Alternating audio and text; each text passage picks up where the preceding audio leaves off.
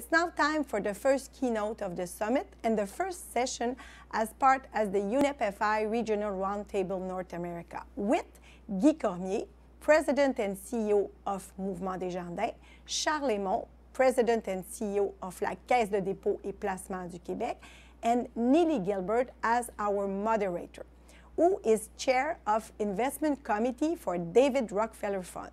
Bonne conférence à toutes et tous.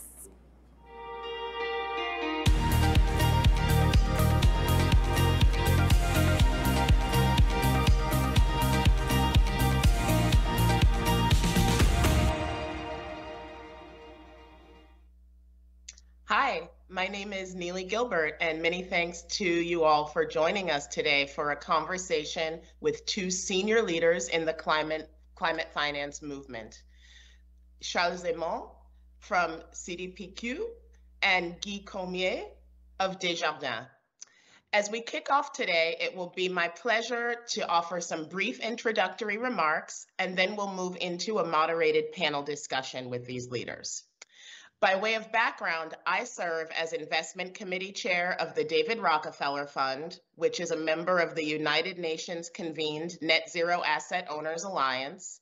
And in this role, I serve in the CEO and Principals Leadership Group of the Glasgow Financial Alliance for Net Zero, or GFANZ, which is chaired by Mark Carney, and as the chair of the advisory panel of the Technical Expert Group that advises GFANZ in its efforts.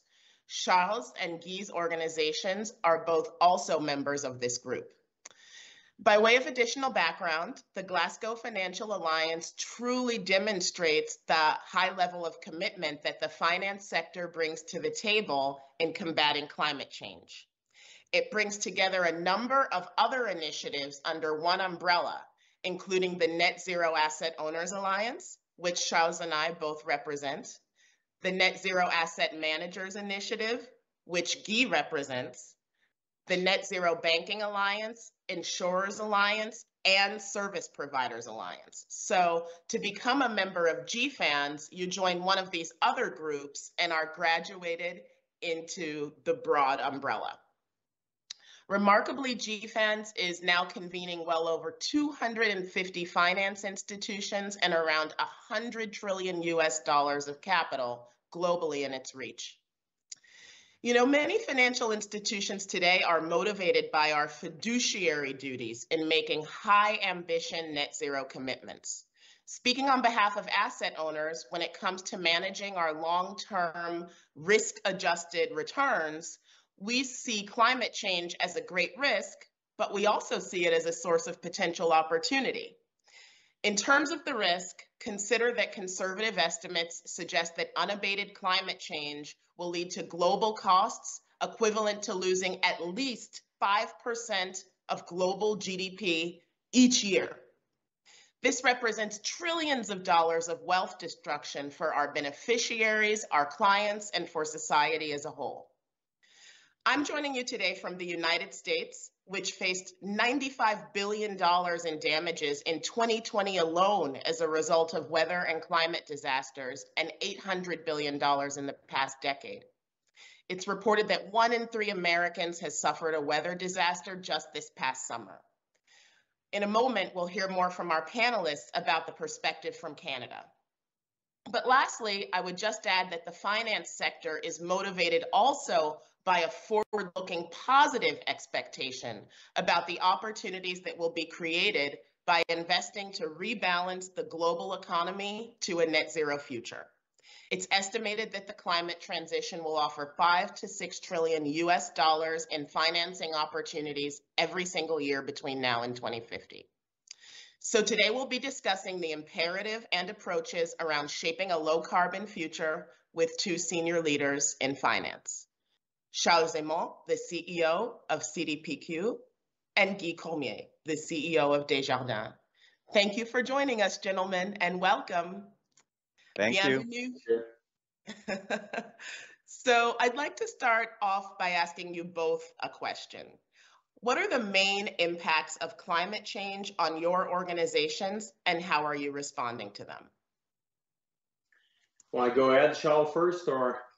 I can start if you want, Guy. And just before I start, let me just say a few words of intro in French. I want to say merci à Nelly Gilbert pour la présentation. Merci aux organisateurs. Merci à Finance Montréal, qui est un partenaire de longue date. Je tiens à remercier Guy d'être là avec moi, Guy, qui est à la tête d'une organisation très importante ici au Québec et à travers le Canada. Well, if I sort of look at your question, Nelly, let me just answer the first part, which is the impact of climate change to the industry and our business, and then I'll talk about how we at CAIS are responding to it. And if I think about the impact of climate change, I mean, they've been, no less than transformative. You look a couple of years back, let's face it, few had climate change, climate risk at the top of their list. And as an investor, when you talk to company CEOs, back then it was something nice to talk about as you wrapped up the meeting, but it was kind of perceived as a distant future. Today, everything has kind of really changed in the past 48 months or so. It's a mainstream issue. The mere fact we're talking about it now, there's a lot of panels, is a reflection of that. And meetings with CEOs now, they tell me it often starts with that topic specifically. So I think it's important as an industry not to lose sight of the velocity with which the climate factor brought change to our sector. It's probably, perhaps, unprecedented in our industry.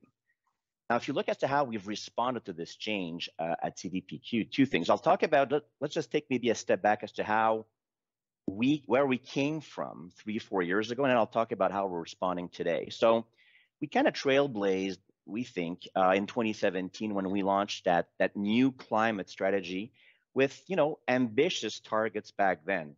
So we had essentially two big targets: reducing carbon intensity of the entire portfolio by 25% by 2025, and increase our green assets, what we call our green assets, our zero emission assets, by 80% as well by 2025. We've also implemented annual carbon budgets in every asset class. We started measuring every dollar invested in terms of its carbon intensity. And last but not least, Nelly, I like to point this out, we've integrated those targets into our variable compensation. And as far as I know, we're the only large institutional investor, or one of the few in the world to have done so. So for me, how we change our modus operandi on a daily basis, and even our culture back then to reach these targets, is almost as important as the targets themselves. And the results were quite conclusive. I mean, we're happy. We exceeded those targets in only 3 years. So we reduced carbon intensity by 38%. So today we're at 38% reduction. And we've actually doubled our green assets to 38 billion. So this is what we've done so far. But if I just sort of conclude how we're responding today, needless to say, yes, we're proud of what we've achieved.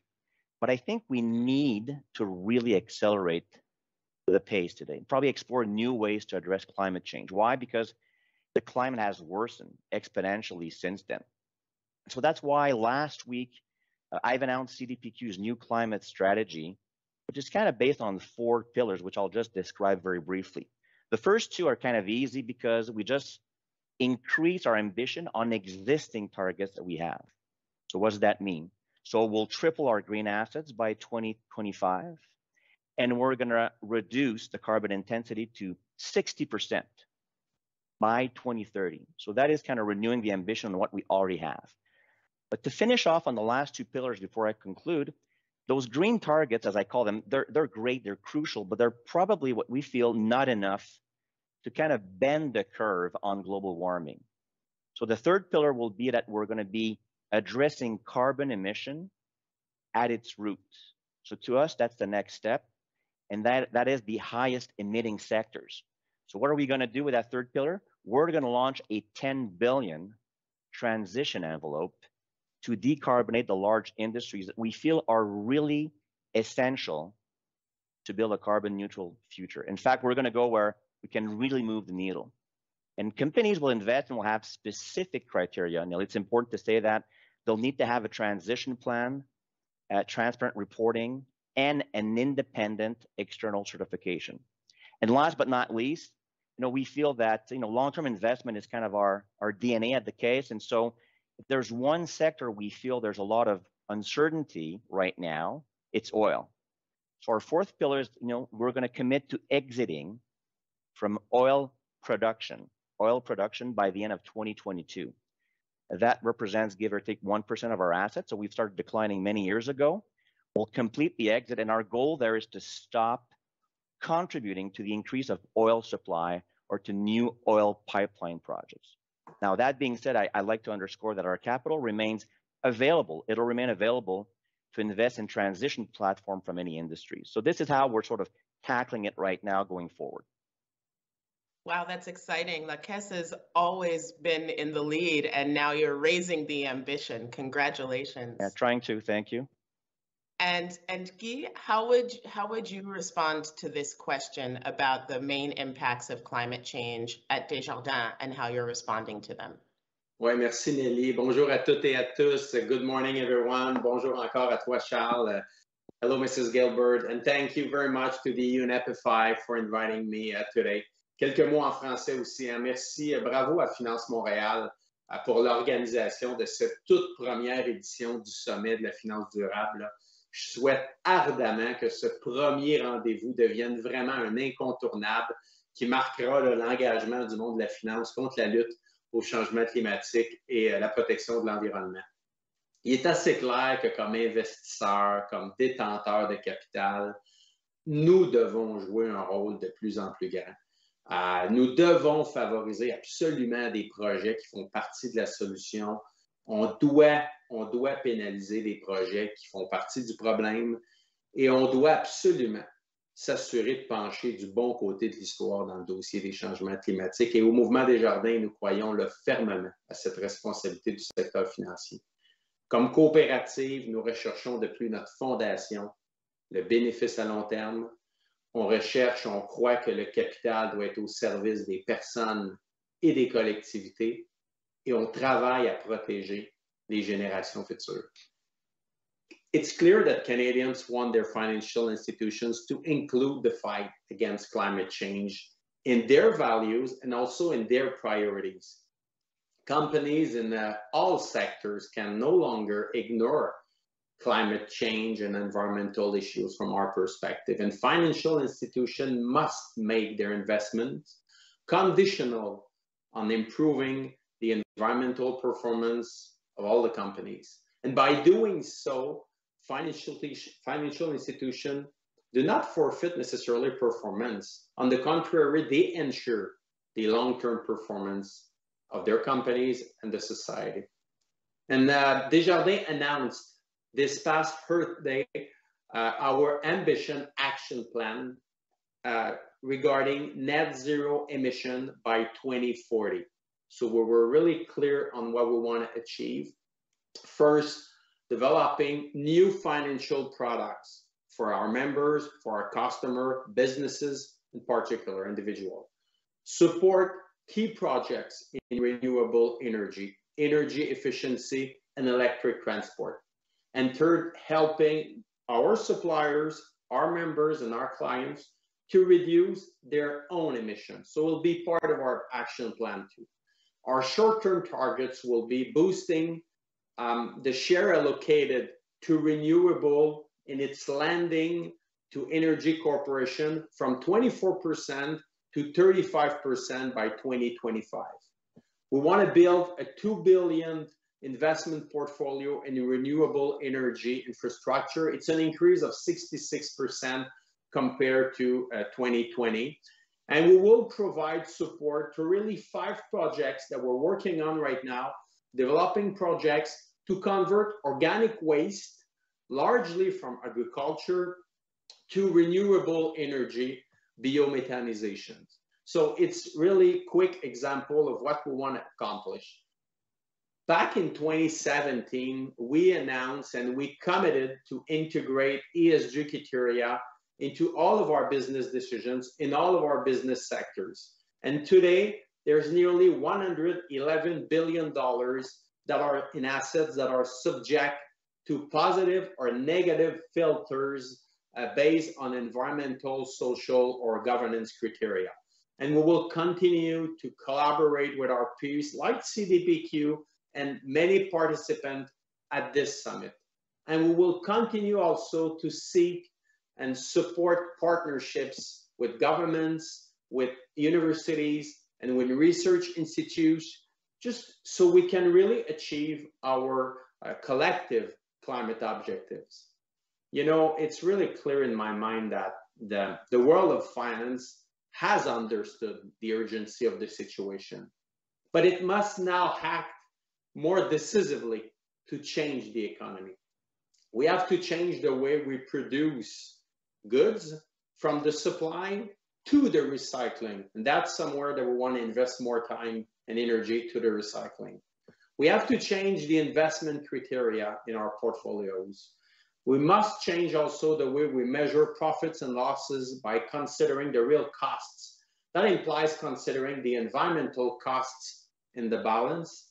And we have to change the culture of the relationship between shareholders and the management. At all these stages, the world of finance has a role to play. In many aspects, the change has already begun. But at all these stages, the world of finance can no longer act alone. We have spent too much time in the starting blocks, wondering which government, which bank, or which corporation should go first. Now we must run together, and we need concrete, decisive, and impactful action like the CDPQ, like Desjardins, and many other financial institutions. We must have the imagination to create a true green and circular economy. This concept of circular economy is so important for us at Desjardins. And we must find a way to break the link between more growth and more resources. Human development should no longer be at the expense of the environment. And this will not happen without effort or without action plan, because if we want to produce a better quality of life for everyone, we must act in this way. And it's the only responsible way to act in the best interest of the future generation, Millie. Thank you. Thank you for these thoughts and for your leadership. It's wonderful to hear how these actions at Desjardins are also supported by your client demand. It says a lot. I wonder, staying with you, Guy, how do you see the pathway for financial institutions to rethink the traditional approach to finance, as you've already been describing, and to do this in a way that avoids greenwashing? Well, we've been handed an opportunity to make some changes. That's how we feel. Changes in how we operate and how we impact the environment, changes in how we invest our money responsibly, changes to how we support our communities. And at Desjardins Group, we're always thinking about the change we can make to better the well-being of people and communities. And our corporate values since 120 years are guided by the strong belief that economic development should always drive social progress. So it has to be rooted in our values and our priorities.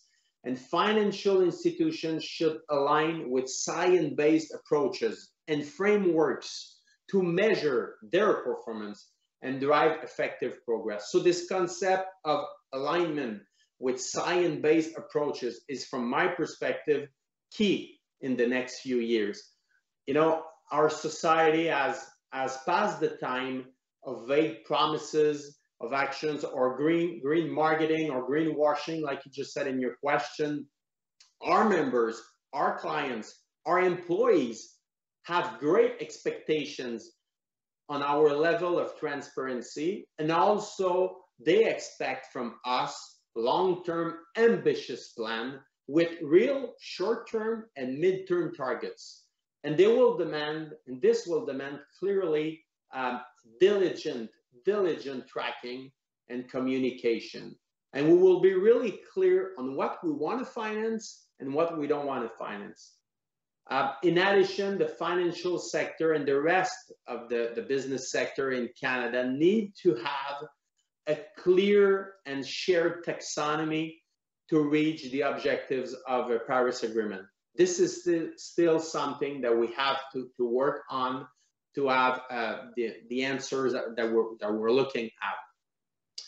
Desjardins as a financial group, financial cooperative, has been an agent of change for more than 30 years in the financial sector in Canada.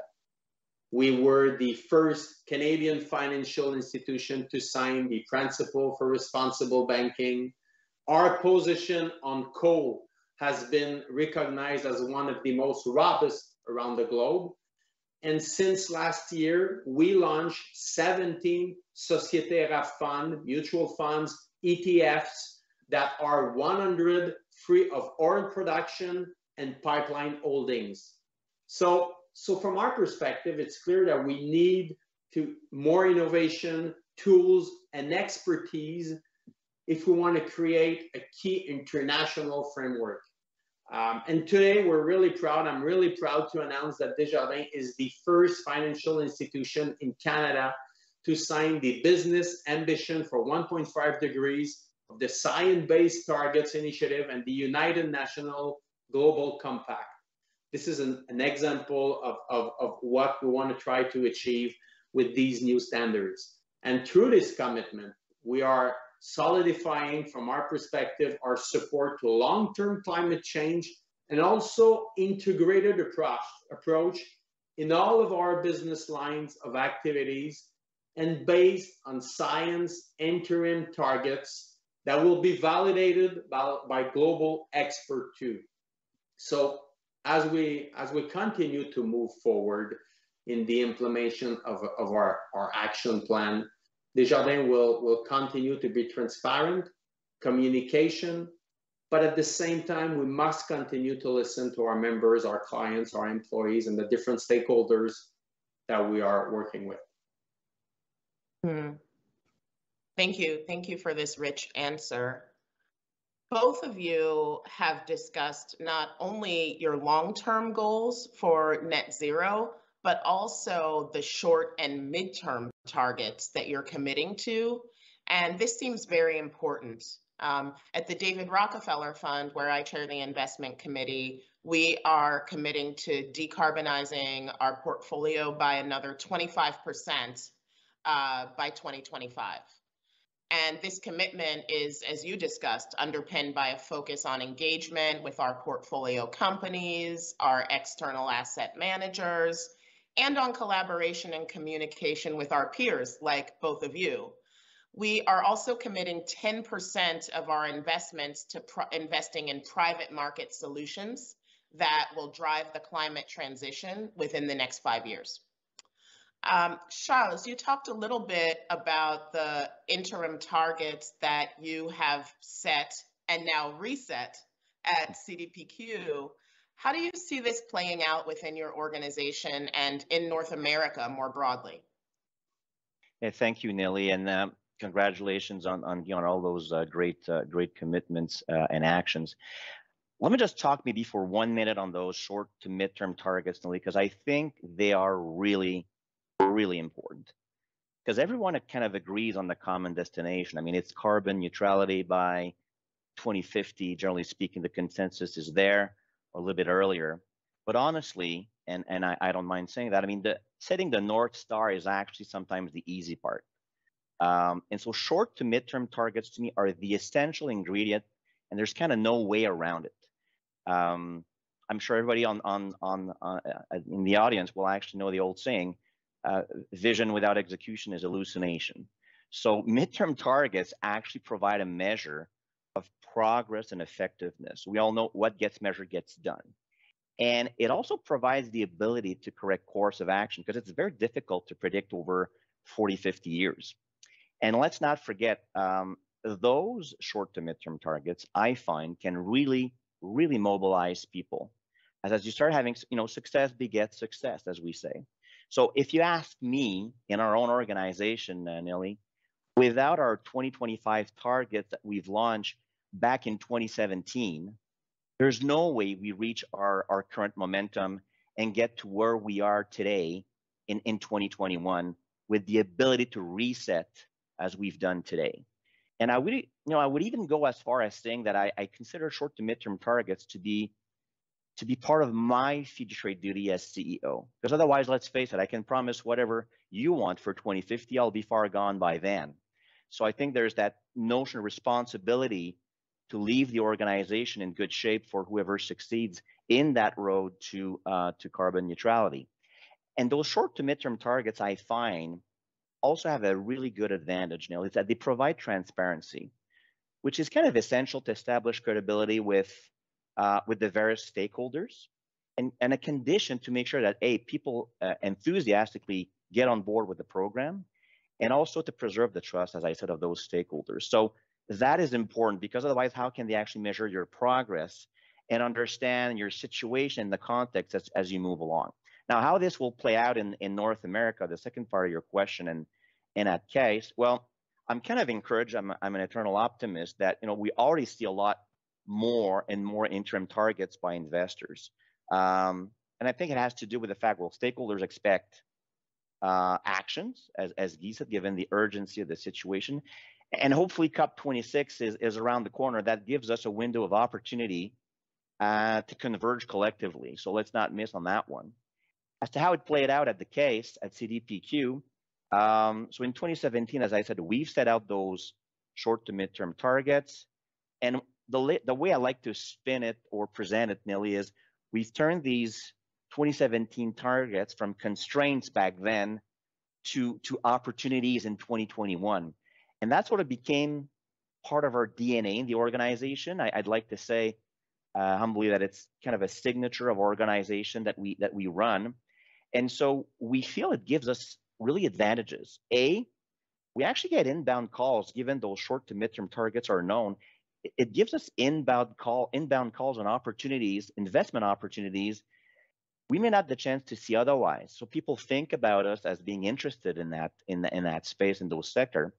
And I'd like to point out, in a day and age of where there's war on talent, it's an amazing recruiting and retention tool, to be honest with you, when people actually see that we endorse that positioning. So today, as we said, we renew the ambition, we go beyond what's being done in the industry, and we try to set targets, different targets on different horizons. So exiting oil production, 2022, green assets, 2025, carbon intensity, 2030.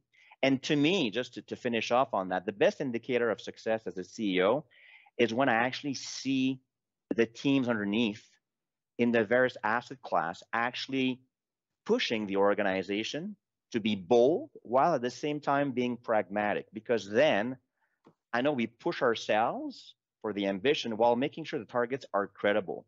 And so, the employees actually endorse that and they know the path. And that gives me, I think, a sense of comfort that we're going to succeed from an execution standpoint. I really appreciate what you're saying about the use of interim targets as a tool for communications internally and externally, motivating a variety of different kinds of stakeholders.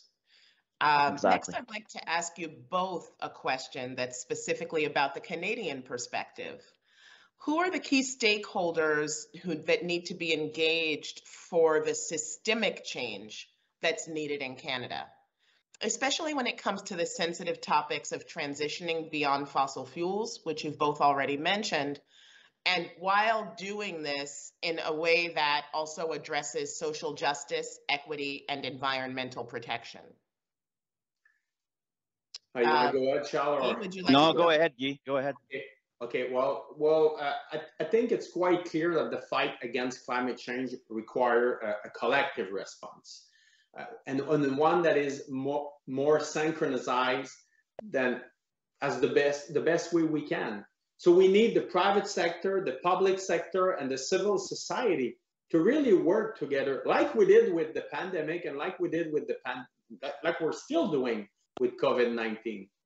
So if one of us is moving faster, and I look at all the decisions that the CDPQ and Charles just announced, and honestly, it's quite amazing, because they're still pushing and they still send a signal like we did at Desjardins. So the other should follow too, I'm sure, and they will look at what they can do and what they can accomplish. So we need a strong impact if we want the result that we want to achieve. And I feel, and I'm convinced that cooperation will be key to tackle all these challenges. for the next generation. It's not just one player who can fix everything. We all have also a responsibility to raise awareness on the consequences of climate change if we want to be able to put forward certain regulations or measures favoring transition to a low carbon economy. So citizens and customers must continue to demand changes and ask for financial products that we can offer them, that we offered them for many, many years. And we see that they want these kind of personal investment products. Companies must be ready to offer also solutions to social and environmental issues. And governments do not carry the full potential or the full responsibility of addressing social and environmental issues. I think it's a collective response, and we've seen that the last few decades showed that there's some collateral damage to the kind of capitalism that we have seen in the last 40 years. So we must be, at Desjardins and all players, an agent of change. And like Charles said, our employees, our members and clients are putting pressure on us. And for our employees, it's a purpose. When they look at a company, at the management, at the board of directors, that they look at us and they see that we want to make a change or we want to be an agent of change pragmatically and in a transition mindset where we help businesses that have to change their operations, and at the same time we recognize the one that are already there or are working in this direction. So I firmly believe that we have made progress, but we must continue to make more progress in this shared prosperity concept that is so important to be more equitable and inclusive in all of our activities. Thank you. Yeah. Listen, I'm happy to sort of compliment a little bit. I echo what Guy is saying, and I mean, everyone is a stakeholder for something that's a systematic change. It's everyone's business when it has to do with climate change. If I look at our organization, climate is not just the ESG team's responsibility. It's everyone. And so the same mindset, I think, would sort of structure my answer in terms of society. Investors, if you look at the various stakeholders, investors need to support a transition with their capital. Companies need to actually translate their strategy and conviction into actions to de-risk their balance sheet. Governments need to implement policy that'll encourage the right behaviors and support organizations that are ready and serious about transition. And civil society itself needs to probably more closely engage as well with private actors to strengthen the collaboration and foster change. And I'd even say, in the end, we're all individuals. And so we got to think in making the right choice as consumers to influence companies and provide and have an incentive to offer greener products. So kind of said differently, Anil, the way I see it is we kind of all need to rely on each other and build from the strength of the various actors in the ecosystem. Otherwise, what's going to happen, I fear, if we don't do that is this won't feel like a transition. It'll create a precipitated reaction if we wait too long. And needless to say, then the cost will be way too high and we'll leave some people behind. Now, as to how we engage beyond fossil fuels, you talked about that. Now, needless to say, the transition is not only limited to the climate dimension. And you talked about equity, social justice. The reality is there's an infinite number of issues that you can actually tackle as an organization. Diversity, inclusion is often mentioned, human rights, safety, things like that. But what I'd like to point out is the privilege I have in talking with a lot of board members, they're kind of wondering sometimes how to deal with the S or the G, if I can just do just a parenthesis on this. And the reason is they don't know where to go. They have a lot of messages coming left and right, and sometimes they either stall, which leads to anxiety, or they run in every direction, which leads to a dilution of their brand and effort, some confusion. What I try to tell them each time, and this may not apply to everybody, is pick the one or two most relevant issues to your organization. The one that if you fumbled on it or didn't meet the standard, it would actually impair your social license to operate. And put all your efforts in there and focus on bringing early results. Then you can always focus on the next ones. Doesn't mean you ignore the rest. And so if I take an example, you ask for case, what have we done beyond fossil fuel? Well, we said, okay, who are we? Well, we're investors. What will we pick there in terms of social and justice and fair equity and all that? I mean, well, we decided to pick fair taxation at a global level and the use of low-tax jurisdiction as something we felt was important to the communities. So we influenced our partners whenever we could to establish structures outside of these jurisdictions. And the result is we've managed to, with about 30 companies in the last 3 years, bring change for about, total value of about $9 billion. So what I say is pick 2-3 issues early on. If you're a transportation company, maybe it's safety. There's a lot of different examples. And then doesn't mean you ignore the rest, but you build early result on the track record, and then credibility kicks in and people get on board with the program. It's great to hear a lot of leadership on these gray to green strategies coming from Canadian leaders as well as others. In terms of final remarks, this is a quick 30-second final round.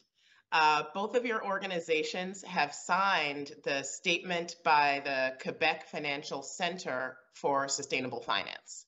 Concretely, what does this change for you and what are your targets? Guy?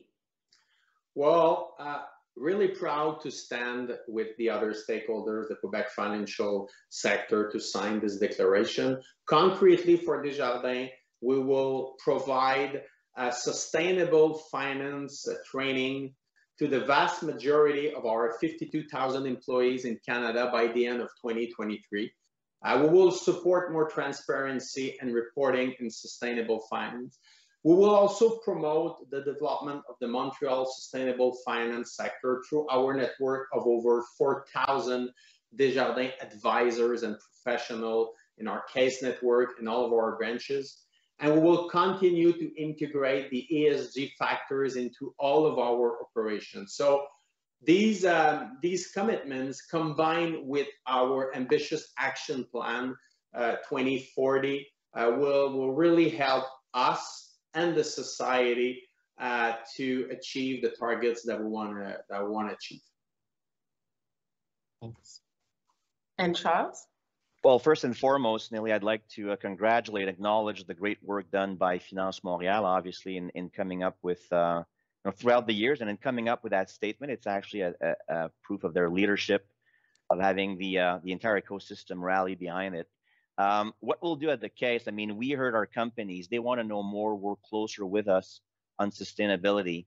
And so in the context of that statement, I'm happy to announce that case will actually commit formally to offer explicit support and training to companies in Quebec and in our portfolio. We'll be there for those who are actually devoted to improving their employee skill on that specific matter, on ESG matters, on climate, on disclosure. And honestly, as a global leader in our sector, we're actually convinced this is a win-win. A win for our companies, a win for us as investors, a win for communities. And so it's in our own interest and that of our 6 million plus depositors. So we'll continue working extremely hard and announce a formal engagement to work with boards and employees and companies to really get up to the level we need to be collectively and reach our targets collectively. Mm. Well, thank you so much for being here today and for such a rich discussion and all of the ambition that you're putting forward.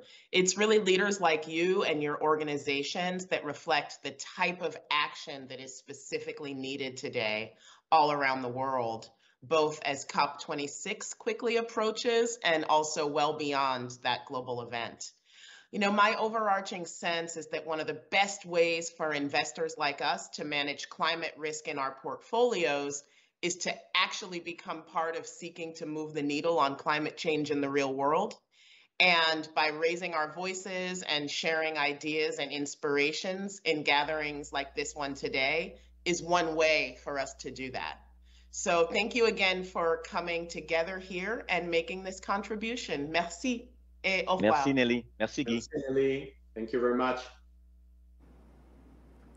Merci beaucoup, Madame Gilbert et Messieurs Cormier et Aymon pour cet échange qui indique que nous allons dans la bonne direction. Thank you, Mrs. Gilbert, Mr. Cormier, and Mr. Aymon for this very interesting talk, which shows that we're heading toward better practices.